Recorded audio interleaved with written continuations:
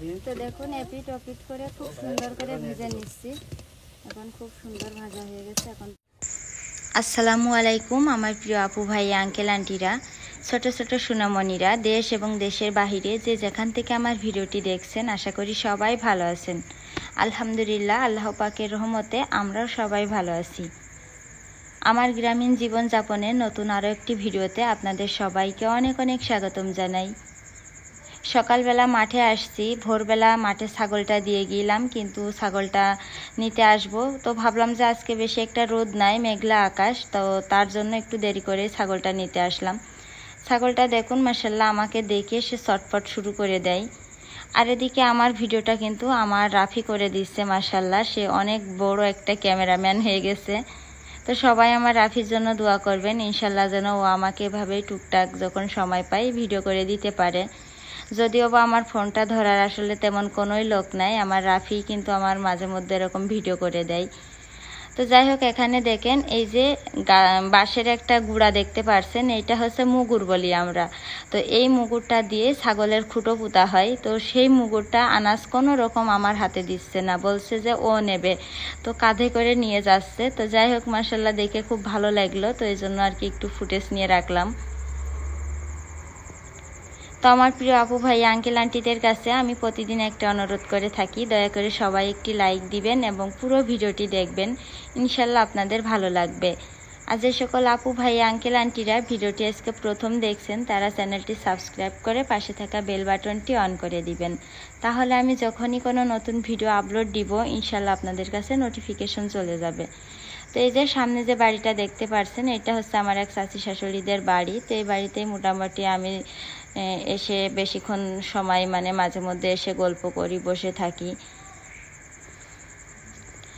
তো যাই হোক, ছাগলটা নিয়ে এখন আমি বাড়িতে যাচ্ছি। তো ঠিক আছে, দেখতে থাকুন, ইনশাল্লাহ ভালো লাগবে আপনাদের। আর এখানে আনাজ দেখেন কি দুষ্টু হাঁটছে, কিভাবে বাঁকা বাঁকা করে পা। তো আমার দেখে খুবই হাসি আসছিল যখন ভয়েস ওভারটা দিই, যদিও বা ওই সময় খেয়াল করিনি, ভয়েস ওভার দেওয়ার সময় খেয়াল করে খুব হাসি পাচ্ছিল ওর এই অবস্থা দেখে। আর আমার এই যে গায়ে যে থ্রি পিসটা দেখতে পাচ্ছেন, আসলে ভালো নতুন কাপড় পরলে কিন্তু সবারই অনেক সুন্দর মাশাআল্লাহ লাগে, তারপরে কিন্তু আর মনটাও অনেক ভালো হয়ে যায় ভালো সুন্দর কাপড় পরলে। তো আমার এই থ্রি পিসটা দেখেন, আমি কিন্তু আজকে ধুয়ে আবার উঠিয়ে রেখে দেব, আবার হয়তো বা যখন আত্মীয় স্বজন বা বাড়িতে আশেপাশে কোনো আত্মীয় স্বজন আসবে তখনই পরবো। আর বাড়িতে সব সময় আসলে আমি ময়লা বলতে মানে ছেঁড়া কাপড়গুলোই বেশিরভাগ সেলাই করে করে আমি পরি। আর এই যে একটু ভালো যে কাপড় সেগুলো সব উঠিয়ে রেখে দিই। এই যে ঈদের সময় আশেপাশে সব বাড়িতে আত্মীয় স্বজন ননদরা আসছে, ফুপু শাশুড়িরা আসছে, তো যার কারণে কাপড় বের করিলাম। তো তারা এখন সবাই চলে গেছে, এখন আমার কাপড়টাও আবার আমি উঠিয়ে রেখে দেব।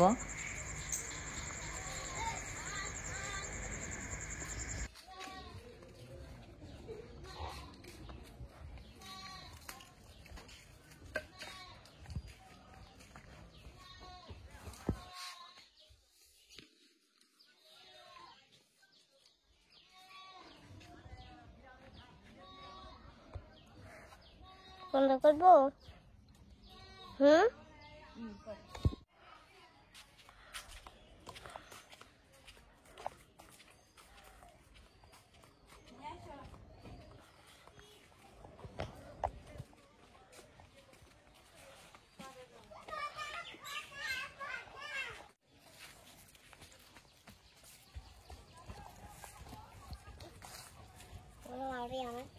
তুমি ছিঁড়ে দিলে। তো দেখুন এই যে সজনে গাছের পাতা দিয়ে আজকে সজনের পাতা আর মসুরির ডাল দিয়ে বড়া বানাবো। তো তার জন্য গাছ থেকে কিছু সজনে পাতা পেড়ে নেব।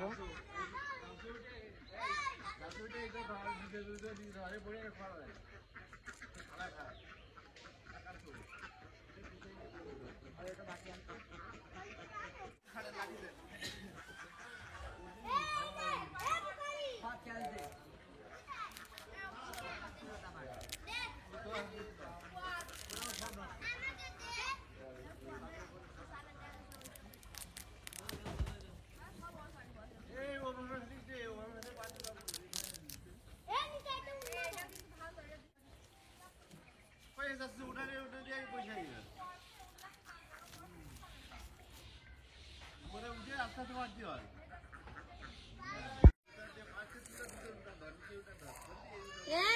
এদিকে পাঠাই দাও আমার কাছে, আনাজের পাঠাই দাও আমার কাছে। দেখি ও কানছে গরমেতে, ওদিকে আনাজ কানছে। এই তো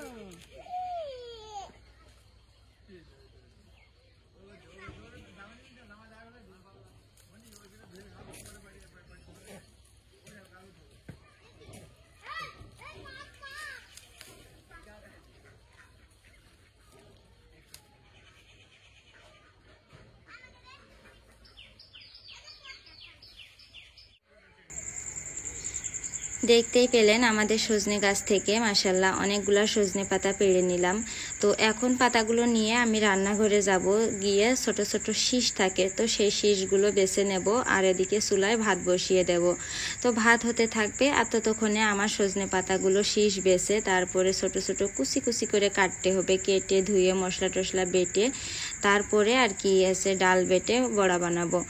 তো আমি সকালেই ডালগুলো ভিজে রেখে দিলাম, আর অনেক মানে একটু 3-4 ঘন্টা আগেই মসুরির ডালগুলো ভিজে রেখে দিতে হয়, তা না হলে আর কি পাটাশিলে বাটা যায় না। তো এখন দেখেন এই যে সজনে পাতাগুলোর আমি কি সুন্দর করে সব করে নিচ্ছি, ডাটাগুলো সব ছাড়িয়ে নিচ্ছি, শুধু পাতা লাগবে। আর এই সজনে পাতার গুণাগুণ তো আমরা সবাই জানি, আসলে এটা তো ইউটিউবে অনেক ভিডিও দেখি, বলে এটা নাকি 300 রোগের মহা ওষুধ। তো আসলে আমাদের গ্রাম অঞ্চলে থাকি, হাতের কাছেই থাকে, কিন্তু তারপরেও আসলে খাওয়া হয় না। তো আমি কিন্তু মাঝে মধ্যেই খাই, আপনারা দেখেন তো আমি মাঝে মধ্যেই খাই। তো এখন একদম সজনে পাতা গাছে ভরপুর আছে, তো এখন ইনশাল্লাহ 2-3 দিন পর পরই খেতে পারবো। তো আমি দেখুন সজনে পাতার ডাটাগুলো বাছা হয়ে গেছে, বেছে এখন একদম চিকন কচি কচি করে বটিতে কেটে নিচ্ছি। আর ওদিকে চুলায় ভাত বসিয়েছিলাম, তো ভাত এই যে হচ্ছে চুলায়। আর এখানে এই যে মসুরির ডালগুলো তো সকালেই ভিজে রাখিলাম, তো সেগুলো এখন পাটাশিলে বাটবো, আর সাথে পেঁয়াজ রসুন কাঁচামরিচ এগুলোও বেটে নেব।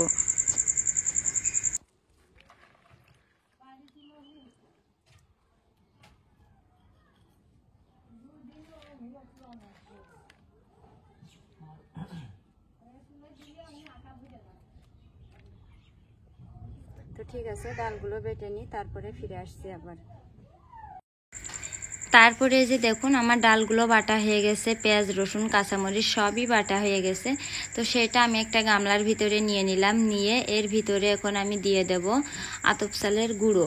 তো আতপ চালের গুঁড়ো দিলে কি হয়, অনেক মচমচে হয় ডালের বড়াটা। তারপরে দিয়ে দিলাম আস্ত গোটা জিরে, কারণ এই জিরেটা যখন দাঁতের নিচেই পড়বে খাওয়ার সময় অনেক মজা লাগে। তারপরে পরিমাণ মতো লবণ হলুদ এই সব কিছু দিয়ে সজনে পাতা দিয়ে আমি খুব সুন্দর করে মাখিয়ে নেব। তো দেখুন সজনে পাতাগুলোও আমি দিয়ে দিচ্ছি, ভালোভাবে চটকিয়ে মাখিয়ে নেব ডালের সাথে।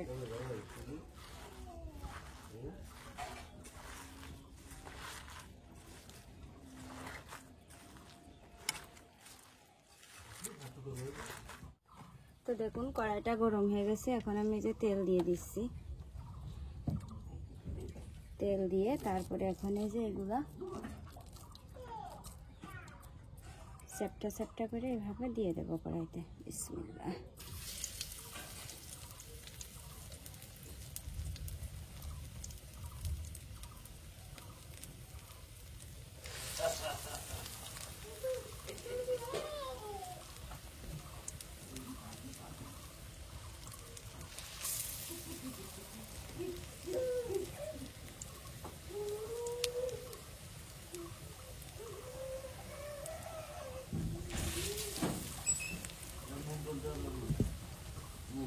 তো দেখুন এইভাবে সব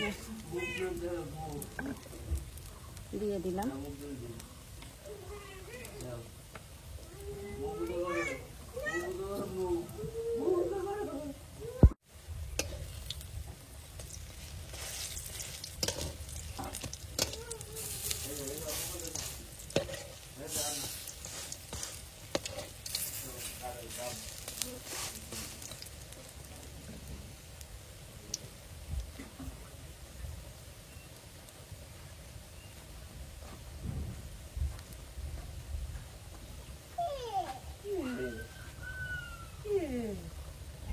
এপিট ওপিট করে খুব সুন্দর করে ভেজে নিচ্ছি। এখন খুব সুন্দর ভাজা হয়ে গেছে, এখন এটা উঠিয়ে নেব।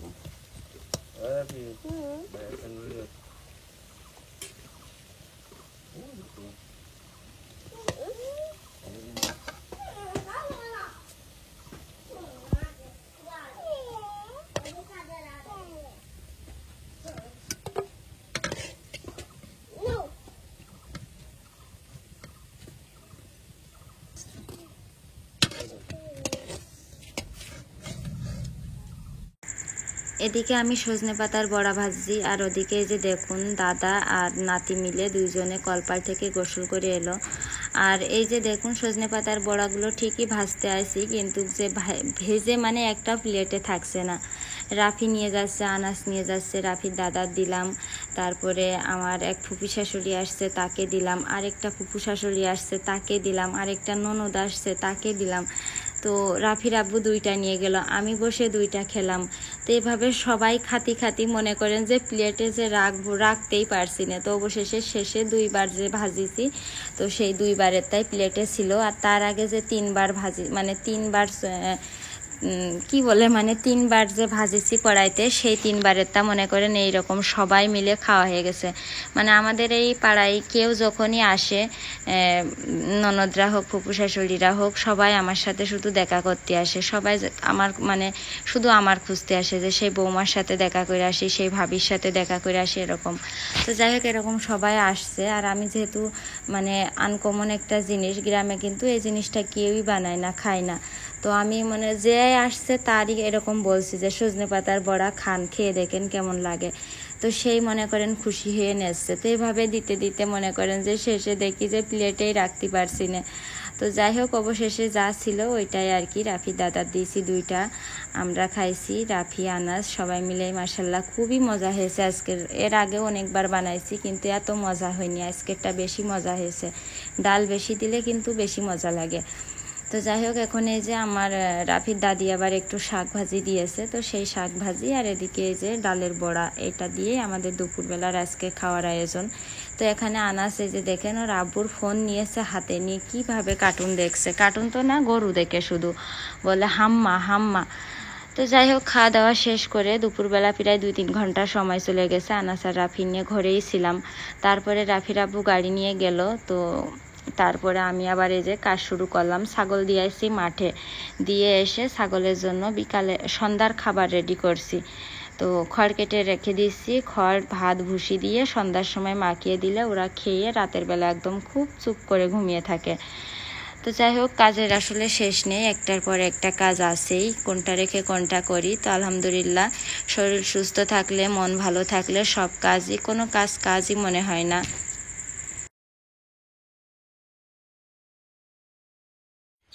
তো দেখুন ছাগলের ভুসি মাখিয়ে দিলাম, খড় দিয়ে মাখিয়ে দিয়ে, তারপরে সেই রাফির আব্বু যে কাপড় ছিল 3টে এখানে মাখানো, তো সেগুলো কেচে ধুয়ে তারপরে আসলাম আমি রান্নাঘরে আসলাম। এখন আপাতত আর তেমন কোনো কাজ পাচ্ছি না। তো ভাবলাম বসে না থেকে দেখেন আমার কৌটাকুটিগুলো, আজ কয়দিন ধরে এত ব্যস্ত সময় যাচ্ছে যে রান্না করি আর খালি রেখে দিই, গুছানোর কোনো নেই। আর ধুলো ময়লার অবস্থা দেখেন। তো ভাবছি যে কোটাগুলো আগে সাজাবো খুব সুন্দর করে, সাজিয়ে রান্নাঘর আসলে সুন্দর করে সাজানো গুছানো থাকলে সেনে মনেই কয় যে রান্না করি, সেটা শাক পাতা হোক আর আলু ভর্তা হোক, রান্না করতে খুবই ভালো লাগে। তো কোটাকুটিগুলো আগে সাজাইয়ে নেই, সাজাইয়ে তারপরে মনে করেন যে ভিজা কাপড় দিয়ে বয়ামের উপরে মুছে ফেলবো। খুব ধুলো, বাইরের চুলো ধুলো। আর এই যে আমার গ্যাসের চুলোটা পলিথিন দিয়ে ঢেকে রাখলাম, কারণ কবে গ্যাস কিনবো তার ঠিক নেই। তো ঠিক আছে, আমি ঝটপট রান্নাঘরটা পরিষ্কার করে নিই।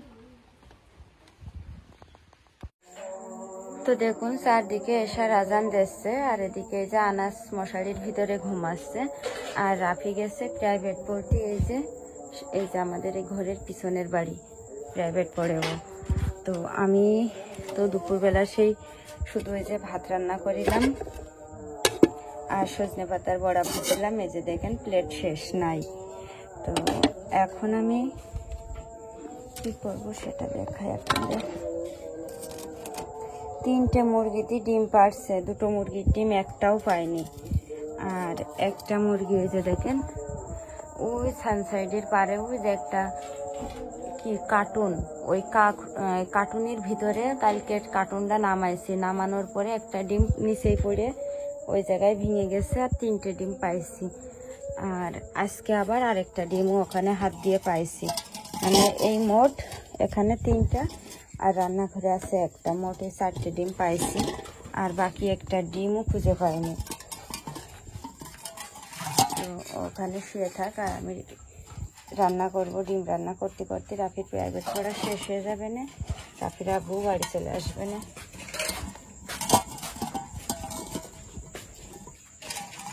আর এই যে দেখেন সেই সন্ধ্যার সময় তো সেই ই করছিলাম, সন্ধ্যার সময় সেই রান্নাঘর গুছাচ্ছিলাম, রান্নাঘর গুছাতে গুছাতে চলে গেছি আনাজ কানছিল, চলে গেছি। পরে যে আর দেখাতে পারিনি আপনাদের। এই যে এই র্যাকের ভিতরটা খুব এলোমেলো ছিল, র্যাকটা গুছাইছি, এই জায়গাটা গুছাইছি, কিন্তু ভিজা কাপড় দিয়ে বয়ামের মুখগুলো আর মুছতে পারিনি, সময় পাইনি।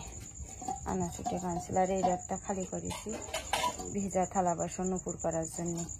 এই র্যাকটা দেখেন ভেঙে গেছে, এখানে দড়ি দিয়ে বেঁধে রাখিছি, যেখানে ভেঙে গেছে। তারপরে র্যাকের যে খুঁটি, এই খুঁটিতে তো র্যাক আটকিয়ে রাখে, সেই র্যাকের খুঁটি এটাও ভেঙে গেছে, এইটাও ভেঙে গেছে। আর এইটা তো একবারে নেই বললেই চলে, কোনো রকম একটু দাঁড়িয়ে আছে। তারপরে এই যে এইটাও ভেঙে গেছে। তারপর ওই যে দেখেন ওইটাও ভেঙে গেছে, পুরো র্যাকটাই ভাঙা। কারণ এই র্যাকটাই আমি সর্বপ্রথম কিনিলাম সেই 2015 সালে, সেই র্যাকটাই আগে ভেঙে গেছে। আর এই যে আমার এই যে 1 2 3 4 5 থাকের যে র্যাকটা দেখতে পাচ্ছেন, এইটা একটা বাসায় ভাড়া ছিলাম। তো সেই বাসার ভাড়া ছিলাম, থাকলে সেই বাড়িওয়ালা আন্টি আমার খুব ভালোবাসতো। তো আমাদের ঘরে কোনো জিনিস ছিল না, তাই দেখে তো এই র্যাকটা আমার ফিরি দিল। সেই আন্টির আমি মাথায় উকুন দেখে দিতাম, তারপরে পিঠা বানিয়ে দিতাম, তারপরে মানে ছাদে যেয়ে বসে বসে গল্প করতাম, খুব ভালো মানে বাসতো আমার আর কি। তো সেই আন্টি আমার মানে খুশি হয়ে আমার ভালোবেসে এই র্যাকটা আমার ফিরি দিল। দেখেন সেই আন্টি নেই, কিন্তু আজ থেকে প্রায় 5 6 7 বছর আগের কথা, কিন্তু আন্টির সেই র্যাকটা আমার কাছে আছে, খুব মনে পড়ে। তো যে বাসায় ভাড়া ছিলাম সেই বাসার আন্টি আর কি, বাসার মালিক। তো ঠিক আছে, পুরোনো একটা স্মৃতি মনে পড়ে গেল র্যাকটার দিকে তাকিয়ে। আর এই যে তো এখন আমি এখানে একটা ডিম আছে, আনাসের জন্য মানে ডিম নিচে রাখতে পারিনি, দেখলেই খালি ডিম ডিম করে খালি হাতে নিয়ে ভেঙে ফেলবে। ওখানে রেখে দিলাম লুকিয়ে। তো 4টে ডিম এখানে রান্না করব।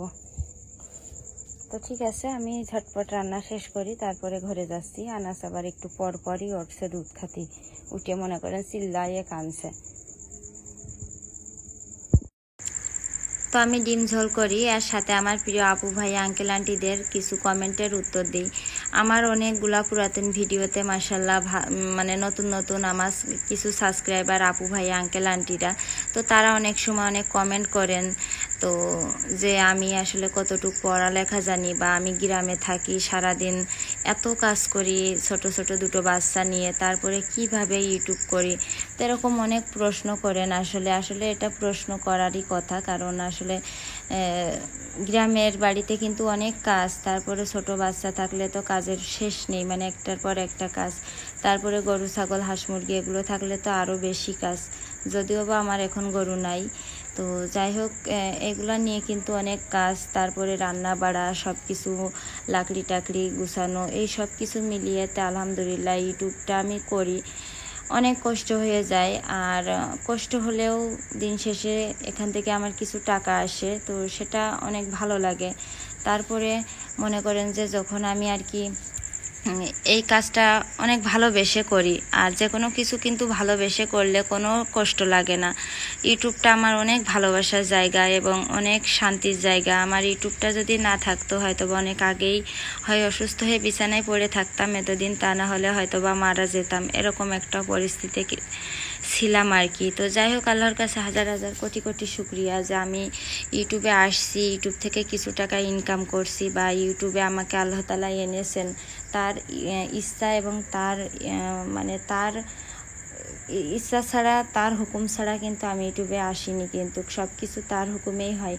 তো সেইখান থেকে আমি অনেক আল্লাহর কাছে শুকরিয়া করি যে আমি ইউটিউব থেকে আসছি, ইউটিউব থেকে কিছু ইনকাম করছি। তো যাই হোক, আমি কিন্তু আর একটা কমেন্ট আমার এক আপু না আন্টি জানি না করছিলেন যে আমি কতটুকু পড়ালেখা জানি। তা আসলে খুব বেশি যে পড়ালেখা জানি তাও না, তবে যাই হোক আলহামদুলিল্লাহ গ্রামে মাধ্যমিক পাস, উচ্চ মাধ্যমিক পাস, এইটুকু কিন্তু অনেক বেশি পড়ালেখা। আমাদের গ্রামে আমি যখন উচ্চ মাধ্যমিক পাস করছি তখন তো সবাই বলতো এই অমুকের মেয়ে, অমুকের নাতি ইন্টারমিডিয়েট পাস করছে, এরকম মনে করেন যে সবাই আমার কথা বলতো, অনেক প্রশংসা করতো। তো যাই হোক, সেখান থেকে আলহামদুলিল্লাহ যতটুকু যা পড়ছি, এই পড়াটা যে কত কষ্ট করে পড়ছি সেটা ইনশাল্লাহ যদি কোনো দিন সফল হতে পারি, তা আমার একদম জন্মের দিন থেকে শুরু করে একদম আমার এই 26 বছর বয়স পর্যন্ত বা 27 বছর বয়স পর্যন্ত আমার জীবন কাহিনী আপনাদেরকে শোনাবো।